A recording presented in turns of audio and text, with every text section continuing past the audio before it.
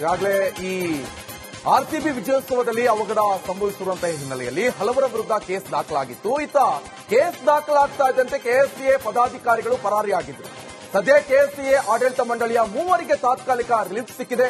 ಅಧ್ಯಕ್ಷ ರಘುರಾಮ್ ಭಟ್, ಕಾರ್ಯದರ್ಶಿ ಎ ಶಂಕರ್, ಖಜಾಂಚಿ ಇಎಸ್ ಜಯರಾಮ್ಗೆ ಈಗ ತಾತ್ಕಾಲಿಕ ರಿಲೀಫ್ ಸಿಕ್ಕಿದೆ. ಚಿನ್ನಸ್ವಾಮಿ ಕ್ರೀಡಾಂಗಣದಲ್ಲಿ ಕಾಲ್ತುಳಿತ ಪ್ರಕರಣದಲ್ಲಿ ಪೊಲೀಸ್ ಅಧಿಕಾರಿಗಳ ಅಮಾನತಿಗೆ ಬಿಜೆಪಿ ಎಂಎಲ್ಸಿ ಸಿಟಿ ರವಿ ಕಿಡಿಕಾರಿದ್ದಾರೆ. ಚಿಕ್ಕಮಗಳೂರಿನಲ್ಲಿ ಮಾತನಾಡಿದಂತಹ ಅವರು ಕಾರ್ಯಕ್ರಮ ಆಯೋಜನೆ ಮಾಡಿದ್ದು ಪೊಲೀಸರ ಅಂತ ಪ್ರಶ್ನಿಸಿದ್ದಾರೆ. ಆರ್ಸಿಬಿ ತಂಡಕ್ಕೆ ಆಮಂತ್ರಣ ನೀಡಿದ್ದು ಪೊಲೀಸ್ ಸಿಬ್ಬಂದಿಯ ಅವರ ಉಳಿಸಿಕೊಳ್ಳುವುದಕ್ಕೆ ಪೊಲೀಸರು ತಲೆದಂಡ ಆಗಿದೆ. ನಿವೃತ್ತ ಜಡ್ಜ್ ಮೂಲಕ ತನಿಖೆ ನಡೆಸುವುದು ಸಹ ನಾಟಕ ಅಂತ ವಾಗ್ದಾಳಿಯನ್ನ ನಡೆಸಿದರು. ಆಮಂತ್ರಿಸಿದವರು ತಲೆದಂಡ ಆಗಬೇಕು.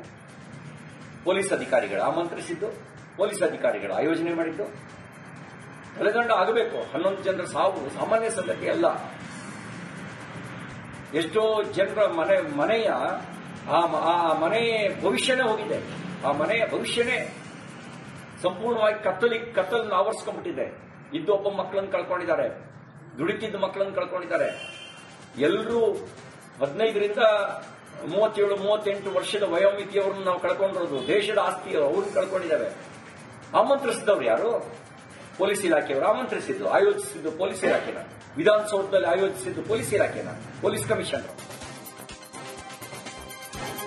ಬೆಂಗಳೂರು ಕಮಿಷನರ್ ದಯಾನಂದ್ ಅಮಾನತು ಹಿನ್ನೆಲೆ ಸೋಷಿಯಲ್ ಮೀಡಿಯಾದಲ್ಲಿ ಚರ್ಚೆ ಶುರುವಾಗಿದೆ. ದಯಾನಂದ್ ಅವರನ್ನ ಬೆಂಬಲಿಸಿ ನೆಟ್ಟಿಗರು ಪೋಸ್ಟ್ ಹಾಕಿದ್ದಾರೆ.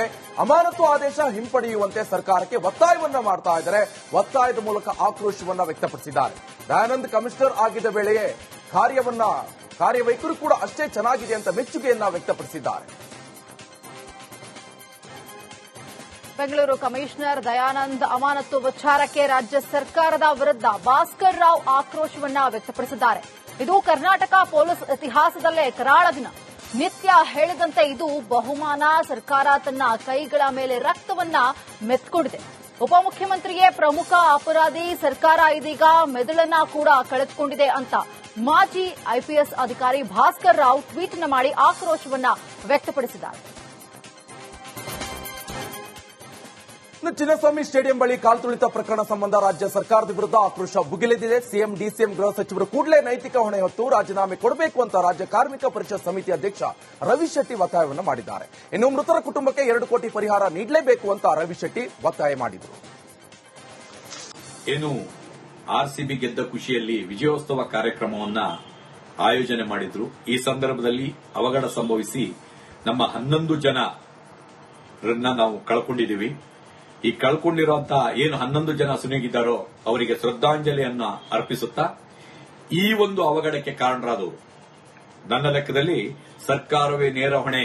ಮುಖ್ಯಮಂತ್ರಿಗಳು ಮತ್ತು ಉಪಮುಖ್ಯಮಂತ್ರಿಗಳು, ಗೃಹ ಮಂತ್ರಿಗಳೇ ನೇರ ಹೊಣೆ. ಯಾಕೆ ಅಂತ ಹೇಳಿದ್ರೆ ಸರ್ಕಾರದ ಕೈಯಲ್ಲಿ ಇಂಟೆಲಿಜೆನ್ಸಿ ಇರ್ತದೆ. ಇಂಟೆಲಿಜೆನ್ಸಿ ರಿಪೋರ್ಟ್ನಲ್ಲಿ ಎಷ್ಟು ಜನ ಬರ್ತಾರೆ, ಎಷ್ಟು ಜನ ಹೋಗ್ತಾರೆ ಅನ್ನೋ ಒಂದು ಮಾಹಿತಿ ಕೂಡ ಇಲ್ಲದೆ ಏನು ಆರ್ಸಿಬಿ ಗೆದ್ದ ಖುಷಿಯಲ್ಲಿ ವಿಜಯೋತ್ಸವ ಕಾರ್ಯಕ್ರಮವನ್ನ ಆಯೋಜನೆ ಮಾಡಿದ್ರು. ಈ ಸಂದರ್ಭದಲ್ಲಿ ಅವಘಡ ಸಂಭವಿಸಿ ಆರ್ಸಿಬಿ ಮ್ಯಾನೇಜ್ಮೆಂಟ್ ಉಪಾಧ್ಯಕ್ಷ ರಾಜೇಶ್ ಮೆನನ್ ಮನೆ ಮೇಲೆ ಪೊಲೀಸರು ದಾಳಿಯನ್ನು ನಡೆಸಿದ್ದಾರೆ. ಬೆಂಗಳೂರಿನ ಇಂದಿರಾ ನಗರದಲ್ಲಿರುವಂತಹ ರಾಜೇಶ್ ಮೆನನ್ ಮನೆ ಮೇಲೆ ರೇಡ್ ಮಾಡಲಾಗಿದ್ದು ಪೊಲೀಸರ ದಾಳಿ ಮಾಹಿತಿ ಸಿಗ್ತಾ ಇದ್ದಂತೆ ರಾಜೇಶ್ ಮೆನನ್ ಪರಾರಿಯಾಗಿದ್ದಾರೆ. ಇನ್ನು ಕಾಲ್ತುಳಿತ ಪ್ರಕರಣಕ್ಕೆ ಸಂಬಂಧಪಟ್ಟಂತೆ ನಾವು ರಾಜೀನಾಮೆ ಕೊಡೋಣ, ಆದ್ರೆ ಎಲ್ಲದಕ್ಕೂ ಒಂದೇ ಮಾನದಂಡ ಇರಬೇಕು ಅಂತ ಸಚಿವ ಪ್ರಿಯಾಂಕ್ ಖರ್ಗೆ ಕಲಬುರಗಿಯಲ್ಲಿ ಹೇಳಿದ್ದಾರೆ. ಬೆಳಗಾವಿನಿಂದ ಹಿಡಿದು ಕುಂಭಮೇಳದ ತನಕ ಒಂದೇ ಮಾನದಂಡ ಇಡೀ ಭಯೋತ್ಪಾದಕರು 26 ಜನರನ್ನ ಬಲಿ ಪಡೆದುಕೊಂಡ್ರು. ಹಾಗೆ ಯಾರಾದ್ರೂ ಒಬ್ಬರು ಅಮಿತ್ ಶಾ ರಾಜೀನಾಮೆ ಕೇಳಿದ್ರ ಅಂತ ಕಲಬುರಗಿಯಲ್ಲಿ ಜಿಲ್ಲಾ ಉಸ್ತುವಾರಿ ಸಚಿವ ಪ್ರಿಯಾಂಕ್ ಖರ್ಗೆ ಪ್ರಶ್ನೆ ಮಾಡಿದ್ದಾರೆ. ಇದು ಸರ್ಕಾರಿ ಪ್ರಾಯೋಜಿತ ಇದೆ, ಅದು ಕುಂಭಮೇಳನಲ್ಲಾಗಿದ್ದು ಸರ್ಕಾರಿ ಪ್ರಾಯೋಜಿತನಾ? ಅವ್ರು ಅದನ್ನ ಮೀಡಿಯಾ ಕವರ್ ಮಾಡ್ಲಿಕ್ಕೆ ಬಿಟ್ಟಿಲ್ಲ. ಎಷ್ಟು ಜನ ತೀರೋಗಿದ್ರಂತ ಇನ್ನೂ ಗೊತ್ತಿಲ್ಲ. ಅದಾದ್ಮೇಲೆ ಇಷ್ಟು ಜನ ತೀರೋದ್ರೂ ಅವರು ಕೂಡ ವಿಜಯೋತ್ಸವ ಮಾಡಿ ಸಂಭ್ರಮ ಮಾಡಿ ವಿಶ್ವದ ಅತಿ ದೊಡ್ಡ ಸಂಗಮ ಅಂತ, ಮಾನವ ಸಂಗಮ ಅಂತ ಇನ್ನೂ ಪ್ರಾಪಗೇಟ್ ಮಾಡ್ತಾ ಇದ್ದಾರೆ. ಅವರ ರಾಜೀನಾಮೆ ಕೇಳ್ತಾ ಇದ್ದಾರೆ ಬೇರೆ ವಿರೋಧ ಪಕ್ಷದ ನಾಯಕರು. ನಾವು ಹೇಳ್ತಾ ಇದ್ರೆ ಹೋಲಿಕೆ ಮಾಡಿ ಹೇಳಿಯಪ್ಪ, ಸರ್ಕಾರಿ ಪ್ರಾಯೋಜಿತ ಅಂದ್ರೆ ಅದಕ್ಕೂ ಒಂದೇ ಮಾನದಂಡ ಇರಬೇಕು. ಪೊಲೀಸರ ಅಮಾನತು ವಿರೋಧಿಸಿ ರಾಜ್ಯ ಸರ್ಕಾರದ ವಿರುದ್ಧ ಬಿಜೆಪಿ ರಾಜ್ಯಾಧ್ಯಕ್ಷ ಬಿವೈ ವಿಜಯೇಂದ್ರ ಬೆಂಗಳೂರಿನಲ್ಲಿ ಆಕ್ರೋಶವನ್ನು ವ್ಯಕ್ತಪಡಿಸಿದ್ದಾರೆ. ಕಾಲ್ತುಳಿತ ಪ್ರಕರಣದಲ್ಲಿ ಪೊಲೀಸರನ್ನ ಹರಕೆ ಕುರಿ ಮಾಡಿದ್ದಾರೆ. ಗುಪ್ತಚರ ಇಲಾಖೆ ವೈಫಲ್ಯವನ್ನ ಸಿಎಂ ಒಪ್ಪಿಕೊಂಡಿದ್ದಾರೆ. ಆದರೆ ಗುಪ್ತಚರ ಇಲಾಖೆ ಅಧಿಕಾರಿಗಳನ್ನೇಕೆ ಸಸ್ಪೆಂಡ್ ಮಾಡಿಲ್ಲ? ಸಿಎಂ ಸಿದ್ದರಾಮಯ್ಯ ಮೊದಲ ಆರೋಪಿ, ಡಿಸಿಎಂ ಡಿಕೆ ಶಿವಕುಮಾರ್ ಎರಡನೇ ಆರೋಪಿ, ಇನ್ನು ಗೃಹ ಸಚಿವ ಪರಮೇಶ್ವರ್ ಮೂರನೇ ಆರೋಪಿ ಆಗಬೇಕು ಅಂತ ವಿಜಯೇಂದ್ರ ತಿಳಿಸಿದರು.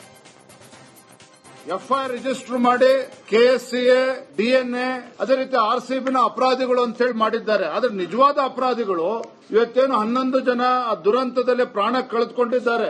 ನಿಜವಾದ ಆರೋಪಿಗಳು ಯಾರು ಅಂತ ಹೇಳಿದ್ರೆ ಸ್ವತಃ ಮುಖ್ಯಮಂತ್ರಿಗಳು, ರಾಜ್ಯದ ಮುಖ್ಯಮಂತ್ರಿಗಳು ಸಿದ್ದರಾಮಯ್ಯನವರು. ಇದು ಆರೋಪಿ ನಂಬರ್ 1, ಅಕ್ಯೂಸ್ ನಂಬರ್ 1. ಆರೋಪಿ ನಂಬರ್ 2, ಅಕ್ಯೂಸ್ ನಂಬರ್ 2 ಸ್ವತಃ ಡಿಕೆ ಶಿವಕುಮಾರ್, ರಾಜ್ಯದ ಉಪಮುಖ್ಯಮಂತ್ರಿಗಳು. ಆರೋಪಿ ನಂಬರ್ 3 ಮಾನ್ಯ ಗೃಹ ಸಚಿವರು ಪರಮೇಶ್ವರ್ ಅವರು. ಹಾಗಾಗಿ ನಿನ್ನೆ ಎಫ್ಐಆರ್ ರಿಜಿಸ್ಟರ್ ಆಗಿದೆ.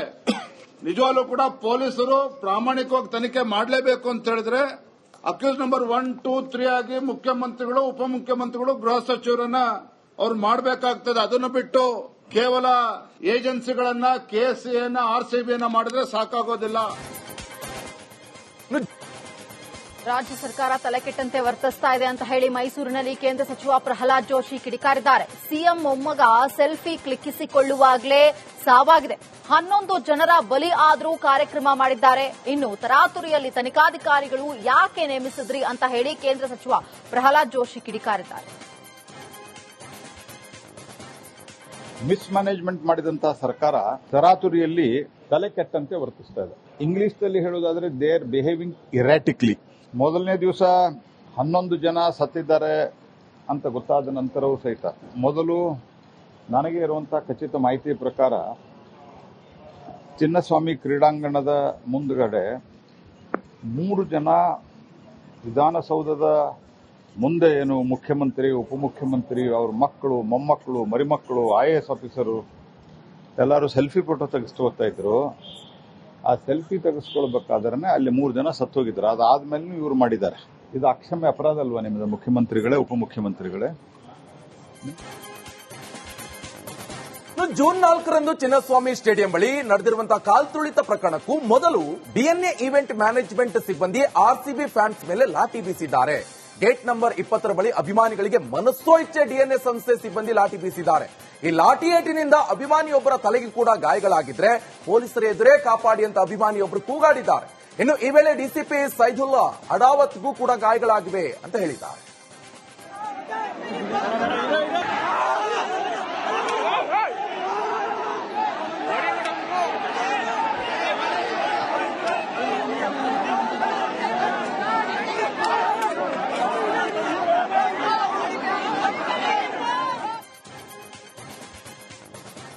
ಸಂಭ್ರಮಾಚರಣೆಗೆ ಸ್ವಂತ ಮುಖ್ಯಮಂತ್ರಿ ಸಿದ್ದರಾಮಯ್ಯರೇ ಕರೆ ನೀಡಿದ್ರು ಅಂತ ಹೇಳಿ ಬೆಂಗಳೂರಿನಲ್ಲಿ ವಿಪಕ್ಷ ನಾಯಕ ಆರ್ ಅಶೋಕ್ ತಿಳಿಸಿದ್ದಾರೆ.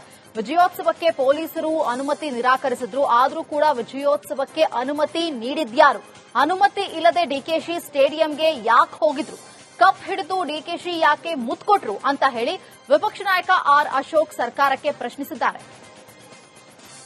ನೀವು ಕಾಂಗ್ರೆಸ್ ಅವರು ಏನ್ ಮಾಡಿದ್ರಿ? ಫೋಟೋ ಕ್ಲಿಕ್, ಕನ್ನಡಕ ಹಾಕೊಂಡು ಏನ್ ತರಾವರಿ ಫೋಟೋ ಕ್ಲಿಕ್ ಮಾಡ್ಕೊಂಡ್ರಿ. ಅದೇನು ಹೇಳ್ತಾರಲ್ಲ, ಕೈ ಕೆಸರಾದರೆ ಬಾಯಿ ಮೊಸರು ಅಂತ.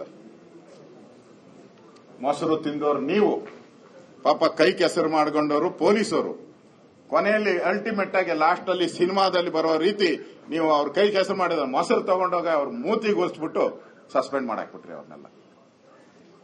ಯಾವ ನ್ಯಾಯ ಇದು? ನಿಮ್ ಸರ್ಕಾರ ಹೇಳ್ತೀರಾ ಏನು ರಾಜಕಾರಣ ಮಾಡ್ತೀರಾ ಅಂತ? ಹೌದ್ರಿ, ನಾವು ರಾಜಕಾರಣ ಮಾಡ್ತೀರಿ. ನ್ಯಾಯ ಸಿಗೋವರೆಗೂ ರಾಜಕಾರಣ ಮಾಡ್ತೀರಿ. ನೀವು ಯಾರೋ ಗೂಬೆ ಕೂತುಸಕ್ಕೆ ಯಾರ ಮೇಲೋ ಬಲಿಪಶು ಬಕ್ರ ಆರ್ಕೆಯ ಕುರಿ ಮಾಡ್ತಿದ್ದೀರಲ್ಲ, ಅದರ ವಿರುದ್ಧ ವಿಕ್ಟರಿ ಪರೇಡ್ ಟ್ವೀಟ್ ಮಾಡಿದ್ದೇ ಸಿಎಂ ಸಿದ್ದರಾಮಯ್ಯ ಅಂತ ಜೆಡಿಎಸ್ ಯುವ ಘಟಕದ ಅಧ್ಯಕ್ಷ ನಿಖಿಲ್ ಕುಮಾರಸ್ವಾಮಿ ಹೇಳಿದ್ದಾರೆ.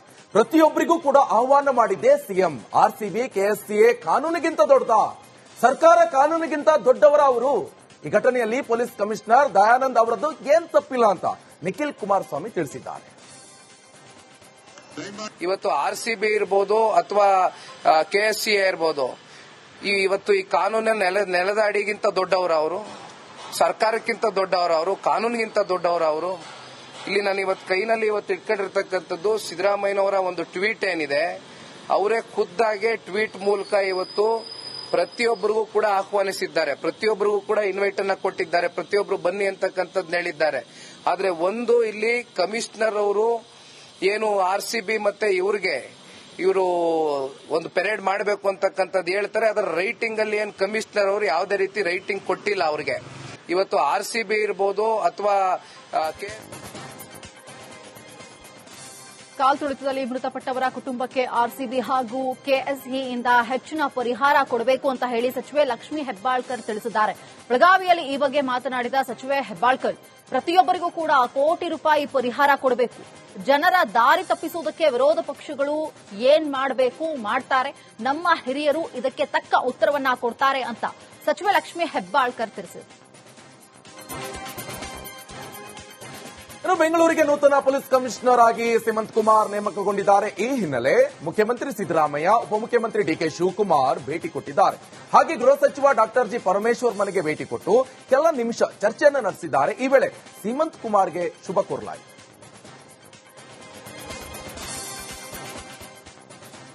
RCB ವಿಜಯೋತ್ಸವದಲ್ಲಿ 11 ಮಂದಿ ಸಾವನ್ನಪ್ಪಿದ ಪ್ರಕರಣಕ್ಕೆ ಸಂಬಂಧಿಸಿದಂತೆ ಧಾರವಾಡದಲ್ಲಿ ಪ್ರತಿಭಟನೆ ನಡೆಸಲಾಯಿತು. ಕಾಲ್ತುಳಿತ ಘಟನೆಯನ್ನು ಖಂಡಿಸಿ ಸಮಾನ ಮನಸ್ಕರ ವೇದಿಕೆಯಿಂದ ಪ್ರೊಟೆಸ್ಟ್ ಮಾಡಲಾಯಿತು. ಧಾರವಾಡ ಜಿಲ್ಲಾಧಿಕಾರಿ ಕಚೇರಿ ಎದುರು ರಾಜ್ಯ ಸರ್ಕಾರದ ವೈಫಲ್ಯವನ್ನ ಖಂಡಿಸಿ ಆಕ್ರೋಶವನ್ನ ಹೊರಹಾಕಿದ್ರು. ಪೊಲೀಸ್ ಅಧಿಕಾರಿಗಳ ಅಮಾನತಿಗೆ ಖಂಡನೆ ವ್ಯಕ್ತಪಡಿಸಿದ್ರು. ಅಲ್ಲದೆ ಸಿಎಂ ಸಿದ್ದರಾಮಯ್ಯ ಹಾಗೂ DCM DKಶಿ ವಿರುದ್ಧ ಘೋಷಣೆಗಳನ್ನ ಕೂಗಲಾಯಿತು. ಅಮಾಯಕರ ಬಲಿಪಡುವಂತ DK ಶಿವಕುಮಾರಿಗೆ, ಅಮಾಯಕರ ಬಲಿಪಡುವಂತ ಕಾಂಗ್ರೆಸ್ ಸರ್ಕಾರಕ್ಕೆ ಅಯ್ಯಯ್ಯೋ ಅಯ್ಯಯ್ಯೋ ಅನ್ಯಾಯ ಅನ್ಯಾಯ ಅಯ್ಯಯ್ಯೋ ಐಪಿಎಲ್ನಲ್ಲಿ RCBಗೆ ಗೆಲುವಿನ ಹಿನ್ನೆಲೆ ಕೊಪ್ಪಳದಲ್ಲಿ ಜನರಿಗೆ ಬಾಡೂಟ ಹಾಕಿಸಲಾಗಿದೆ. ಕೊಪ್ಪಳ ತಾಲೂಕಿನ ಬಂಡಿ ಹರ್ಲಾಪುರ ಗ್ರಾಮದಲ್ಲಿ ಗ್ರಾಮಸ್ಥರು ಹೀಗೆ ಬಾಡೂಟವನ್ನು ಹಾಕಿಸಿದ್ದಾರೆ. ಇನ್ನು RCB ಗೆಲ್ಲುವಂತೆ ಬಂಡಿ ಹರ್ಲಾಪುರ ಗ್ರಾಮಸ್ಥರು ದೇವರ ಮೊರೆ ಹೋಗಿದ್ದಾರೆ. RCB ಗೆದ್ರೆ ಇಡೀ ಊರಿಗೆ ಬಾಡೂಟ ಹಾಕಿಸುವುದಾಗಿ ಬೇಡಿಕೊಂಡಿರುವಂತಹ ಗ್ರಾಮಸ್ಥರು ಸದ್ಯ RCB ಕಪ್ ಅನ್ನ ಗೆದ್ದಿದ್ದು, ಹೀಗಾಗಿ ಗ್ರಾಮದಲ್ಲಿ ಗ್ರಾಮಸ್ಥರು ಬಾಡೂಟವನ್ನು ಹಾಕಿಸಿದ್ದಾರೆ.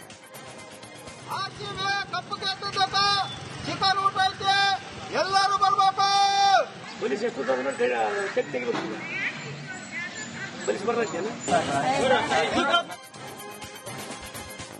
RCB ಅಭಿಮಾನಿಗೆ ಪೊಲೀಸರು ಥಳಿಸಿದ ವಿಡಿಯೋ ವೈರಲ್ ಆಗಿದೆ. RCB ಗೆಲುವನ್ನ ಸಂಭ್ರಮಿಸುವುದಕ್ಕೆ ವಿಜಯಪುರ ಜಿಲ್ಲೆಯ ಮುದ್ದೇಬಿಹಾಳ ಪಟ್ಟಣದಲ್ಲಿ RCB ಅಭಿಮಾನಿಗಳು ಸೇರಿದ್ರು. ಅಷ್ಟೊತ್ತಿಗೆ ಬೆಂಗಳೂರು ಕಾಲ್ತುಳಿತ ಘಟನೆ ವಿಚಾರ ಗೊತ್ತಾಗ್ತಾ ಇದ್ದಂತೆ ಪೊಲೀಸರು ಎಲ್ಲರಿಗೂ ಕೂಡ ಮನೆಗೆ ಹೋಗುವುದಕ್ಕೆ ಹೇಳಿದ್ದಾರೆ. ಆದರೆ ಅಭಿಮಾನಿಯೊಬ್ಬ ಪೊಲೀಸರ ಜೊತೆಗೆ ವಾದಕ್ಕಿಳಿದಿದ್ದಾನೆ. ಇದರಿಂದ ರೊಚ್ಚಿಗೆದ್ದಂತಹ ಪೊಲೀಸರು ಯುವಕನನ್ನ ಲಾಠಿಯಿಂದ ಥಳಿಸಿದ್ದಾರೆ. ಕೇವಲ 105 ರೂಪಾಯಿಗಾಗಿ ಯುವಕನೋರ್ವ 1.50 ಲಕ್ಷ ಹಣವನ್ನು ಕಳೆದುಕೊಂಡ ಘಟನೆ ಕಲಬುರಗಿಯಲ್ಲಿ ನಡೆದಿದೆ. ಚಿತ್ತಾಪುರ ಪಟ್ಟಣದ ನಿವಾಸಿ ಮಂಜುನಾಥ್ ಕಾಶಿ ಎನ್ನುವಂತ ಯುವಕ ಈ ರೀತಿಯ ಹಣವನ್ನ ಕಳೆದುಕೊಂಡಿದ್ದಾನೆ. ರೋಡ್ನಲ್ಲಿ ನಿಮ್ಮ ಹಣ ಬಿದ್ದಿದೆ ನೋಡಿ, ತಗೊಳ್ಳಿ ಅಂತ ಹೇಳಿ ಬ್ಯಾಂಕ್ನಿಂದ ಡ್ರಾ ಮಾಡಿರುವಂತ 1.5 ಲಕ್ಷವನ್ನ ಎಗರಿಸಿದ್ದಾರೆ. ಇನ್ನು ಬೈಕ್ ನಿಲ್ಲಿಸಿ ಯುವಕ 50 ರೂಪಾಯಿಯ 3 ನೋಟನ್ನ ಎತ್ತಿಕೊಳ್ಳಲು ಹೋಗಿದ್ದ. ಈ ವೇಳೆ ಬೈಕ್ ಕವರ್ದಲ್ಲಿಟ್ಟಿರುವಂತಹ ಹಣವನ್ನ ಖದೀಮರು ಎಗರಿಸಿದ್ದಾರೆ. ಕಳ್ಳರ ಕೈ ಚಳಕ ಸಿಸಿಟಿವಿಯಲ್ಲಿ ಸೆರೆಯಾಗಿದೆ. ಒಟ್ಟಾರೆ ಯುವಕ 1,50,000 ರೂಪಾಯಿ ಕಳ್ಕೊಂಡಿದ್ದಾನೆ. ವಿಜಯನಗರ ಜಿಲ್ಲೆಯ ಹರಪನಹಳ್ಳಿ ತಾಲೂಕಿನ ಅರಸೀಕೆರೆ ಹೋಬಳಿಯ ವಿದ್ಯಾರ್ಥಿಗಳು ಸಂಚಾರಕ್ಕೆ ನಮಗೆ ಸರಿಯಾಗಿ ಬಸ್ ನೀಡಿ, ಇಲ್ಲವಾದರೆ ಹಾಸ್ಟೆಲ್ ವ್ಯವಸ್ಥೆ ಮಾಡಿಸಿ ಅಂತ ಹೇಳಿ ವಿದ್ಯಾರ್ಥಿನಿಯರು ಮನವಿಯನ್ನ ಸಲ್ಲಿಸಿದ್ದಾರೆ. ಗ್ರಾಮೀಣ ಭಾಗದ ವಿದ್ಯಾರ್ಥಿನಿಯರಿಗೆ ಹಾಸ್ಟೆಲ್ ವ್ಯವಸ್ಥೆ ಇಲ್ಲ, ಬಸ್ ವ್ಯವಸ್ಥೆ ಇಲ್ಲ.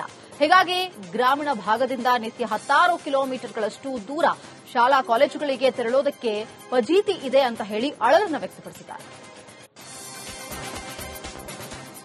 ಜಮ್ಮು ಕಾಶ್ಮೀರದ ರಿಯಾಸಿಯ ಕತ್ರಾಗೆ ಪ್ರಧಾನಿ ನರೇಂದ್ರ ಮೋದಿ ಭೇಟಿಯನ್ನು ಕೊಟ್ಟಿದ್ದಾರೆ. ಚೆನಾಬ್ ಸೇತುವೆ ಮತ್ತೆ ಅಂಜಿ ಸೇತುವೆಯನ್ನು ಉದ್ಘಾಟನೆ ಮಾಡಿದ್ರು. ನಂತರ ಕಾಶ್ಮೀರದಲ್ಲಿ ವಂದೇ ಭಾರತ್ ರೈಲಿಗೆ ಚಾಲನೆ ನೀಡಿದ್ದಾರೆ. ಒಟ್ಟು 46,000 ಕೋಟಿ ರೂಪಾಯಿಗಿಂತ ಹೆಚ್ಚಿನ ಮೌಲ್ಯದ ಬಹು ಅಭಿವೃದ್ಧಿ ಯೋಜನೆಗಳನ್ನು ಸಮರ್ಪಿಸಿದ್ದಾರೆ.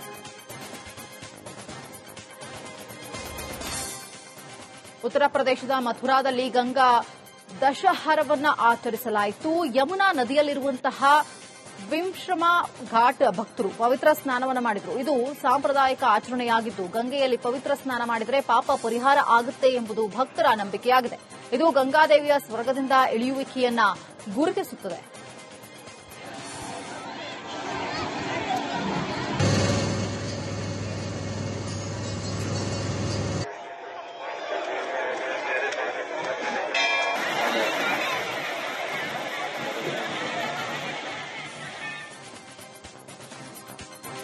ಪಂಜಾಬ್ನ ಅಮೃತಸರದಲ್ಲಿ ಆಪರೇಷನ್ ಬ್ಲೂ ಸ್ಟಾರ್ ವಾರ್ಷಿಕೋತ್ಸವವನ್ನು ಆಚರಣೆ ಮಾಡಲಾಯಿತು. ಈ ವರ್ಷದ ವಾರ್ಷಿಕೋತ್ಸವವು ಖಲಿಸ್ತಾನ್ ಪರವಾಗಿತ್ತು. ಪ್ರತಿಭಟನಾಕಾರರು ಸಿಖ್ಖರಿಗೆ ಸ್ವತಂತ್ರ ರಾಜ್ಯ ಘೋಷಣೆ ಮಾಡಬೇಕು ಅಂತ ಕರೆ ಕೊಟ್ಟಿದ್ದಾರೆ. ಪೊಲೀಸ್ ಭದ್ರತೆಯೊಂದಿಗೆ ಧ್ವಜ ಮೆರವಣಿಗೆಯನ್ನ ನಡೆಸಿದ್ರು. ಗೋಲ್ಡನ್ ಟೆಂಪಲ್ನಲ್ಲಿ ಮೂಲಭೂತ ಸಿಖ್ ಗುಂಪುಗಳು ಬಂದ್ ಕರೆಯನ್ನ ಲೆಕ್ಕಿಸದೆ ಖಲಿಸ್ತಾನ್ ಪರ ಘೋಷಣೆಯನ್ನ ಕೂಗಿದ್ವು. ಇನ್ನು ಸಿಮ್ರಜಿತ್ ಸಿಂಗ್ ಮಾನ್ ನೇತೃತ್ವದ ಸಿಖ್ ಕಟ್ಟರ್ವಾದಿಗಳು ಖಲಿಸ್ತಾನ್ ಜಿಂದಾಬಾದ್ ಅಂತ ಘೋಷಣೆಯನ್ನ ಕೂಗಿದ್ದಾರೆ. ਜਥੇਦਾਰ ਕੁਲਦੀਪ ਸਿੰਘ ਗੜਗਾਜ ਨਹੀਂ ਪੜਨਗੇ ਫਸੀਲ ਤੋਂ ਆਉਣ ਦੇ ਨਾਮ ਸੰਦੇਸ਼. ಉತ್ತರ ಪ್ರದೇಶದ ಅಯೋಧ್ಯೆಗೆ ಭಕ್ತರ ದಂಡೆ ಹರಿದು ಬರ್ತಾ ಇದೆ. ಇಂದು ಗಂಗಾ ದಶಹರಾ ಹಿನ್ನೆಲೆಯಲ್ಲಿ ಸಹಸ್ರಾರು ಭಕ್ತರು ಅಯೋಧ್ಯೆಗೆ ಭೇಟಿಯನ್ನ ನೀಡಿದ್ರು. ರಾಮ ಮಂದಿರದಲ್ಲಿ ವಿರಾಜಮಾನನಾಗಿ ಕೂತಿರುವಂತಹ ರಾಮಲಲ್ಲನ ದರ್ಶನವನ್ನ ಪಡೆದರು. ಹನುಮಾನ್ ಘಟ್ಟಿಗೂ ಕೂಡ ತೆರಳಿ ಹನುಮನ ದರ್ಶನವನ್ನ ಪಡೆದರು. ಈ ವೇಳೆ ಎಲ್ಲೆಡೆ ರಾಮನ ಜಪ, ರಾಮನ ಹಾಡುಗಳು ಕೇಳಿಬಂತು. ಇನ್ನು ಒಡಿಶಾದ ಪುರಿಯಲ್ಲಿ ನಡೆಯುವ ಜಗನ್ನಾಥ ರಥಯಾತ್ರೆಗೆ ಸಿದ್ಧತೆಗಳು ಭರದಿಂದ ಸಾಗಿವೆ. ರಥ ಶಿಲ್ಪಿಗಳಿಂದ 3 ಮರದ ರಥಗಳನ್ನ ನಿರ್ಮಾಣ ಮಾಡಲಾಗಿದೆ. ರಸ್ತೆಗಳು ಮತ್ತು ಪಾರ್ಕಿಂಗ್ನಂತಹ ಮೂಲಭೂತ ಸೌಕರ್ಯಗಳನ್ನು ಕೂಡ ಸಿದ್ಧಪಡಿಸಲಾಗ್ತಾ ಇದೆ.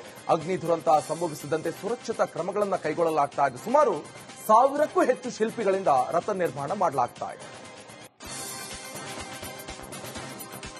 ಹಿಮಾಚಲ ಪ್ರದೇಶದ ಧರ್ಮಶಾಲಾದಲ್ಲಿ ಮಂಜಿನ ಮಳೆಯಾಗ್ತಾ ಇದೆ. ಒಂದು ಕಡೆ ದಟ್ಟ ಮಂಜು ಕಂಡು ಬಂದ್ರೆ ಇನ್ನೊಂದು ಕಡೆ ಮಳೆಯಾಗ್ತಾ ಇದೆ. ಇದರಿಂದಾಗಿ ಸಾರ್ವಜನಿಕರು ಹೊರಬರದಂತಹ ಸ್ಥಿತಿ ನಿರ್ಮಾಣವಾಗಿದೆ. ವಾಹನ ಸಂಚಾರ ಕಡಿಮೆಯಾಗಿದೆ. ಎಲ್ಲೆಲ್ಲೂ ಮಳೆ ಮೋಡ ಸಿಗ್ತಾ ಇದೆ. ರಾಜಸ್ಥಾನದ ಪಾಲ್ಯ ಬಿಸಲ್ಪೋರ್ ಗ್ರಾಮದಲ್ಲಿ ಓರ್ವ ಚಹಾ ಮಾರಾಟಗಾರ ವಿಶೇಷ ಅಭಿಯಾನವನ್ನು ಕೈಗೊಂಡಿದ್ದಾನೆ. ಇನ್ನು ಕಾಂಜಿ ಚಾಯ್ವಾಲಾ ಅಂತ ಕರೆಯುವಂತ ಕನ್ರಾಮ್ ತನ್ನ ಗ್ರಾಮದಲ್ಲಿ ಪ್ಲಾಸ್ಟಿಕ್ ಮುಕ್ತಗೊಳಿಸುವಂತ ಆಂದೋಲನವನ್ನು ನಡೆಸಿದ್ದಾರೆ. ಅಲ್ಲದೆ ಗ್ರಾಮದಲ್ಲಿರುವಂತಹ ಪ್ರತಿ ಮನೆಗಳಿಗೆ ತೆರಳಿ ಪ್ಲಾಸ್ಟಿಕ್ ತ್ಯಾಜ್ಯವನ್ನು ಸಂಗ್ರಹಿಸುವ ಮೂಲಕ ಅರಿವನ್ನ ಮೂಡಿಸ್ತಾ ಇದ್ದಾರೆ. ಅವರ ಪ್ರಯತ್ನಕ್ಕೆ ಬಹುಮಾನವನ್ನ ನೀಡಲಾಗಿದೆ. ಉತ್ತರಾಖಂಡ್ನ ಹರಿದ್ವಾರಕ್ಕೆ ಭಕ್ತರ ದಂಡೆ ಹರಿದು ಬರ್ತಾ ಇದೆ. ನಿರ್ಜಲ ಏಕಾದಶಿ ಅಂಗವಾಗಿ ಏರ್ಕಿ ಪೌರ್ಯಾಲಿ ಗಂಗಾ ಸ್ನಾನ ಮಾಡಿದ್ರು. ನಂತರ ದೀಪ ಬೆಳಗಿಸಿದ್ರು. ದೇಶದ ವಿವಿಧ ಮೂಲೆಗಳಿಂದ ಯಾತ್ರಿಕರು ಆಗಮಿಸಿ ಪವಿತ್ರ ಸ್ನಾನ ಮಾಡಿ ಗಂಗೆಯ ಆಶೀರ್ವಾದವನ್ನು ಪಡೆದರು. ಗಂಗಾ ದಶಹರಾ ಆಚರಣೆಯ ಮಾಡುವ ಮುಖೇನ ಗಂಗಾ ಮಾತೆಗೆ ಪ್ರಾರ್ಥನೆಯನ್ನ ಸಲ್ಲಿಸಿದ್ರು. ನಿರ್ಜಲ ಏಕಾದಶಿ ಎಂದರೆ ನೀರಿಲ್ಲದೆ ಭಕ್ತರು ಕೈಗೊಳ್ಳುವಂತಹ ಕಟ್ಟುನಿಟ್ಟಿನ ಉಪವಾಸ ಎಂದರ್ಥ. ವರ್ಷದಲ್ಲಿ ಆಚರಿಸಲಾಗುವಂತಹ ಎಲ್ಲ 24 ಏಕಾದಶಿಗಳಲ್ಲಿ ಇದು ಅತ್ಯಂತ ಪುಣ್ಯವನ್ನು ಹೊಂದಿದೆ ಅಂತ ಹೇಳಿ ನಂಬಲಾಗಿದೆ.